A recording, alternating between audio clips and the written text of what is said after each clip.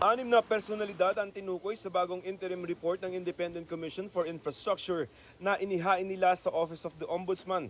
Alegasyon ng ICI na nakipagsabuatan umano sila sa mga kontraktor at grupo ni dating Bulacan District Engineer Henry Alcantara para kumbra ng kickback mula sa national budget sa pamamagitan ng mga proyektong pang-infrastruktura. Ang mga inirekomendang kaso ng ICI base sa mga testimonya ni na dating Bulacan First District Engineer Henry Alcantara at mga assistant engineer na sina Bryce Hernandez at JP Mendoza tungkol sa mga manumalyang flood control projects sa Bulacan.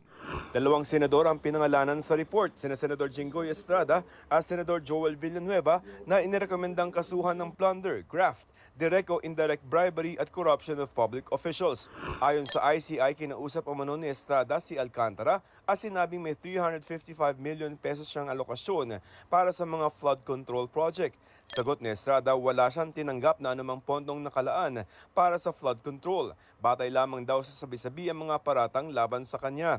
Lilinisin daw ni Estrada ang kanyang pangalan at handa siyang dumaan sa anumang proseso ng batas. Si Villanueva naman binigyan daw ng 600 million pesos na halaga ng mga flood control project at 25% nito o 150 million ay personal na ibinigay ni Alcantara sa isang peng na nagtatrabaho umano kay Villanueva.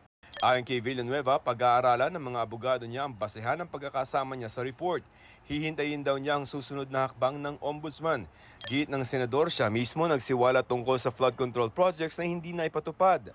Parehong mga kaso ang inirekomenda ng ICI laban kay dating Ako Bicol Party List Representative Saldi Co. Ayon sa ICI, naging proponent umano si Ko ng abot sa 35 billion pesos na halaga ng lampas 400 na mga flood control projects sa Bulacan mula 2022 hanggang 2025, galing sa mga proyektong inilista ni Alcantara. 20 to 25% ang hiningi umanong kickback ni Ko. Sinisikap naming makuha ang kanyang panig. Dawit din sa rekomendasyon ng ICI si dating Caloocan 2nd District Representative Mitzi Kahayon Uy. Noong 2022, 411 million pesos umano ng mga proyekto ang naaprubahan mula sa kanyang insertion sa GAA. 10% ang hiningi umano niyang kickback. Inirekomenda ring kasuhan ng Ombudsman si COA Commissioner Mario Lipana at dating DPWH Undersecretary Roberto Bernardo. Ayon sa ICI, si Bernardo ang tumulong kay Alcantara na maging district engineer. Proponent umano si Bernardo ng mga proyektong aabot sa halagang 1.065 billion pesos. Ang rekomendasyon ng ICI sasailalim sa preliminary investigation ng Ombudsman. But basically, many of them are ripe for the picking or ripe for action already, at least for PI.